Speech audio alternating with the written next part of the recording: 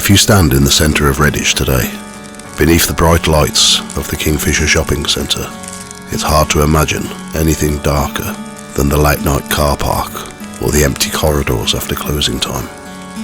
But beneath the polished tiles and shop fronts lies a history that many believe was never truly laid to rest. Few people realise that where shoppers now pass the public toilets and queue for coffee once stood one of the town's most important religious buildings, the Independent or Congregational Church. Locally, it was known as the Needlemakers' Church. Its story begins in the early 19th century, when Redditch was booming with industry. In 1822, a devout needlemaker named Thomas Williams made a decision that would shape the spiritual heart of the town. He gathered together fellow workers who shared his beliefs and donated land beside his factory so they could worship together. By 1828, a large chapel stood here, complete with a Sunday school, serving generations of families who lived and worked nearby. And like most churches of its time, it had a graveyard.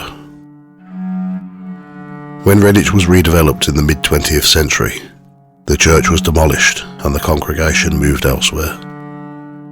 Official records state that the graves were exhumed and reburied in the Abbey Cemetery near Bordsley Abbey. But for decades, locals have whispered something else. Not all of the graves were moved, and that something was left behind beneath what is now the Kingfisher Centre. Around 2010, a man who worked as a night cleaner shared an experience he never forgot. During the early hours of the morning, while cleaning near the public toilets, he noticed a floor hatch had been left open. Curious, he approached and saw a man climbing up from the maintenance space below. Assuming he was a service engineer, the cleaner asked what he was doing. The man was lifting small objects out of the opening. When questioned, he replied calmly with a single word: urns. And then, without another word, he walked away down the corridor. In England, the removal of human remains is strictly regulated. Exhumations require formal licenses and careful records. For someone to be quietly removing urns in the middle of the night raises deeply troubling questions. And it isn't the only strange thing reported in this part of the centre. During the 1980s and the early 1990s, a shop near the toilets, specialising in televisions and audio equipment, suffered constant disturbances. Screens switched themselves on and off. Channels changed without anyone touching the controls. Volume dials moved on their own. Engineers were called repeatedly, but no faults were ever found. Next door, in a shop selling clothes and equipment for babies and young children, the atmosphere felt different, heavier.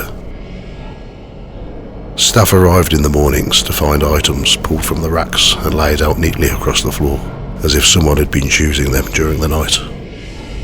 On several occasions, pushchairs were seen rolling gently across the shop, with no one nearby. But perhaps the most unsettling sight came during opening hours. Customers and staff described seeing a tall, dark figure moving slowly through the aisles. He appeared to be wearing a heavy robe with a hood pulled over his head, monk-like in appearance. Amen. No one saw him enter the shop. No one saw him leave. He simply vanished. Similar figures appear again in another account from the centre. A young man leaving a job interview noticed a small group gathered behind an escalator. As he stepped closer, he realised they weren't people at all.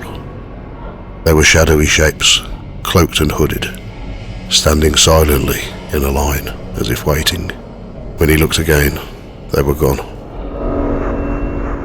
Are these figures echoes of the Congregational Church that once stood here? Spirits disturbed by redevelopment, or something older still? Remnants of sacred ground that long predates the buildings above it. It's worth remembering that before the town centre as we know it existed, This land may have been used as farmland by the monks of Bawdsey Abbey. Sacred ground, worked and walked for centuries, rarely forgets how it was used. Whatever the explanation, one thing is clear. This part of Redditch town centre is no ordinary place. The past here has a habit of pushing back to the surface, reminding us that history doesn't disappear just because we build over it.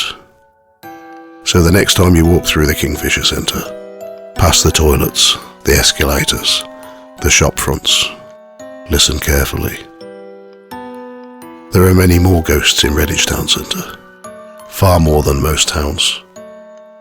And if you'd like to hear them for yourself, come and join the Redditch Ghost Walk, organised by myself, Clem Dallaway, from Ghosts of Redditch and Ghost Tales by the Fireside podcast.